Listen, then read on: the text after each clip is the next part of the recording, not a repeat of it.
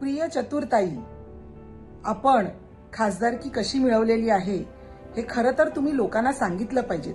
कारण मराठीचा गंध नसताना, कुठलंही कर्तृत्व नसताना, शिवसेनेशी संबंध नसताना देखील आपण खासदारकी मिळवली आणि आता खासदारकीची टर्म संपत आल्यानंतर आपली जी तडफड चाललेली आहे ही आपल्या वक्तव्यातून दिसते आहे. खरं तर बुलंदी मधला एक डायलॉग तुम्हाला कदाचित माहिती नसेल की बिल्ली के दात गिरे नहीं और चली शेर के मुंह में हात डालणे, अशीच काहीतरी तुमची परिस्थिती झालेली आहे. तुमचा काही संबंध नसताना दावोसला गुलाबी थंडीत तुम्ही काय केलं हे जरा तुम्ही लोकांना सांगा. त्याच पद्धतीने आपल्याला परत खासदारकी मिळावी म्हणून तुम्ही गेल्या आठवड्यात कुणाकुणाला भेटलात आणि माझ्याकडे आदित्यचे कसे फोटोग्राफ्स आहेत ते दाखवून तरी मला खासदारकी द्या असं सांगणाऱ्या तुम्ही तेव्हा कुणाला बोलताय तुम्ही याचा जरा विचार करा आणि भान ठेवा.